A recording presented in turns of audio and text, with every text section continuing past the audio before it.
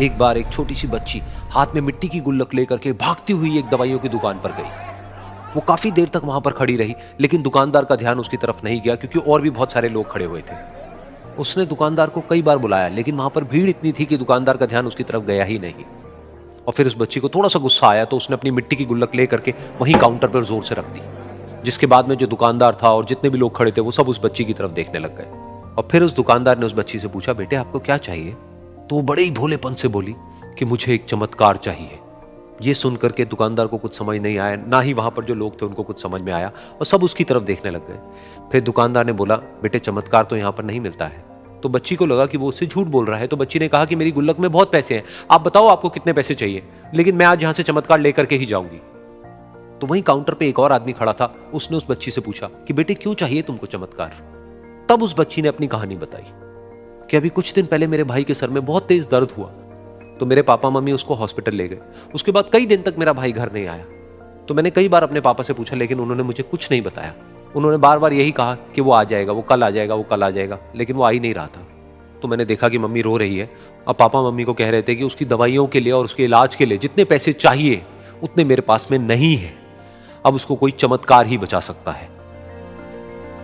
तब मुझे लगा कि अगर मेरे पापा के पास में इतने पैसे नहीं भी हैं तो क्या हुआ, मेरे पास में तो है। तो मैंने जितने भी पैसे जोड़ रखे हैं वो सारे लेकर के मैं इस दवाई की दुकान पर आई। फिर उस आदमी ने उस बच्ची से पूछा, कितने पैसे हैं तुम्हारे पास में? ये सुनते ही उस बच्ची ने अपनी गुल्लक उठाई, जमीन पर फेंकी और तोड़ दी, और पैसे गिनने लग गई। बाकी सब लोग खड़े होकर के उसको देख रहे थे। थोड़ी देर बाद उसने सारे पैसे अपने हाथ में इकट्ठे किए और बोली, मेरे पास में पूरे 19 रुपए हैं। वो जो आदमी वहां पर खड़ा था वो थोड़ा सा मुस्कुराया और बोला कि अरे तुम्हारे पास में तो पूरे पैसे हैं, इतने का ही तो आता है चमत्कार। ये सुनकर के वो बच्ची बहुत खुश हो गई और बोली कि चलो मैं आपको अपने पापा से मिलवाती हूं। बाद में पता लगा कि वो आदमी कोई आम आदमी नहीं था, बल्कि एक बहुत बड़ा न्यूरोसर्जन था, और उसने सिर्फ 19 रुपए में उसके भाई की सर्जरी करी, और कुछ ही दिन बाद वो ठीक होकर के घर वापस आ गया। फिर कुछ दिन बाद वो बच्ची, उसका भाई, उसके पापा, उसकी मम्मी, चारों एक साथ बैठे हुए थे और बात कर रहे थे। तो उसकी मम्मी ने उसके पापा से पूछा कि अब तो बता दो ये चमत्कार आपने किया कैसे?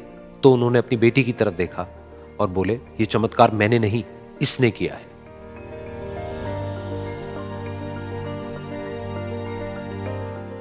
तो यहां पर एक बहुत बड़ी बात है जो हम उस छोटी सी बच्ची से सीख सकते हैं कि जिंदगी में कभी कभी ऐसा होता है कि हमको कोई रास्ता नजर नहीं आ रहा होता है और हम लोग हिम्मत हार जाते हैं। तब हमारे अंदर एक बच्चा होता है जो कोशिश करने से कभी भी पीछे नहीं हटता है।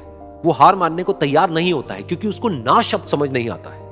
वो बच्चा जिसके लिए कुछ भी नामुमकिन नहीं है, क्योंकि वो हर हाल में कोशिश करता ही रहता है। तो अब my simple question is which I am asking again and again, खुल के बताओ अपने दिल में कि प्रॉब्लम क्या है। कि जब हमको पता है कि हमको सिर्फ मानना है और कुछ भी नहीं करना, कुछ भी नहीं, सिर्फ मान लो और अपने अंदर तक एक, जिसे कहते हैं ना, विश्वास करो उस पर जिस पे आप करते हो। फॉर एग्जाम्पल, यहां पर कोई भगवान को नहीं मानता, मत करो भगवान पे विश्वास, धोखा है। बट अगर कोई मानता है तो अपने भगवान पे विश्वास करो ना यार। यहाँ कितने लोग हैं जो भगवान को मानते हैं? हाँ, और ये मानते हैं कि वो भगवान आपको देख रहा है या आपके साथ है। आपके अगेंस्ट तो नहीं हो सकता ना भगवान किसी भी सिचुएशन में, आपसे अच्छा कर रहे हो, बुरा कर रहे हो। हाँ? और अगर वो भगवान आपके साथ है तो आपके लिए आसान है, मुश्किल है? तो प्रॉब्लम क्या है यार? छोड़ो ना संदीप महेश्वरी को। लोग कई मेरे को देख करके हंसी भी आती है, थोड़ा तरस भी आता है, वो इसी डिबेट में लगे हुए हैं कि यार वो बोलता है आसान है। आसान कहाँ है? अरे छोड़ो ना संदीप को यार, आगे बढ़ो। संदीप का जो काम था कर दिया, वहीं अटक गए आकर के। आप एक पेट्रोल पंप पे जाते हो, क्या करते हो? वहां जाके अटक जाते हो? अरे पेट्रोल भरवाया, आगे बढ़ो, छोड़ो संदीप को। He is your past, look at your future. अटक गए तो अटक गए, दैट इज अ प्रॉब्लम। लोग अटक जाते हैं जा करके। So I just want to ask you one by one, कोई बताओ मेरे को कि भाई प्रॉब्लम क्या है? जब हमको पता है कि बिलीफ होना चाहिए और अगर वो हुआ तो हमको कोई रोक नहीं सकता, हमें किसी की जरूरत नहीं है, फिर क्या है? सर आई बिलीव कि सबसे पहले तो करेज की कमी होती है हमारे। प्लान है, सब है, but then the problem is we don't take that first step. And even if then we take that first step, supposedly किसी तरह वो करेज गैदर कर ली, हमने वो फर्स्ट स्टेप ले लिया, then persistence becomes a problem. क्योंकि फर्स्ट स्टेप लेते ही फिर हमें लगता है क्योंकि अब मैंने फर्स्ट स्टेप ले लिया, अब कुछ धीरे धीरे आसान होता शुरू हो जाना चाहिए। वो नहीं होता। आप किसी का भी एग्जाम्पल उठा लो यार, किसी का भी, किसी भी फील्ड में, just don't take my word for it, उठा लो ना एग्जाम्पल। आप देखो कि वो क्यों सक्सेसफुल हुए, क्यों हुए। क्या उनका कुछ स्पेशल लेकर के आए थे क्या? इनफैक्ट जिसकी जितनी बड़ी डिसेबिलिटी थी उसकी सक्सेस भी उतनी बड़ी थी। अगर आप ध्यान से देखोगे हिस्ट्री को उठा करके, बीथोवन के बारे में सबने सुना है, राइट? ऐसे पता नहीं कितने एग्जाम्पल्स हैं जहां एक तरफ हम अपनी छोटी सी डिसेबिलिटी, जो डिसेबिलिटी है ही नहीं, उसको लेकर के रोते रहते हैं। ऐसे ऐसे लोग जिनकी पता नहीं क्या क्या डिसेबिलिटीज थी और वो क्या क्या कर गए, which is beyond imagination. In fact एक बड़ी मजेदार आपको चीज बताता हूं, इस दुनिया में सबसे बदनसीब आदमी वो है जिसकी लाइफ में कभी कोई प्रॉब्लम ही नहीं आई। Take my word for it.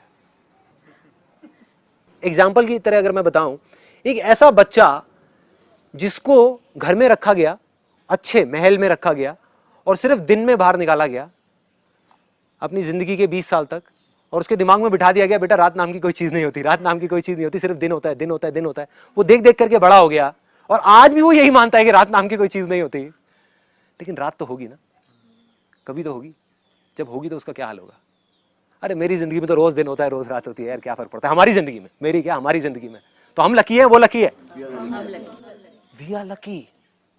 और एक और बहुत मजेदार बात बताता हूं। सबसे पहले जो जो जो फाउंडेशन है जहां से सारी चीजों की शुरुआत होती है, ये आज तक मैंने अपने किसी सेमिनार में शेयर नहीं किया, आज I think I am in that zone, तो मैं शेयर कर रहा हूं आप लोगों के साथ में।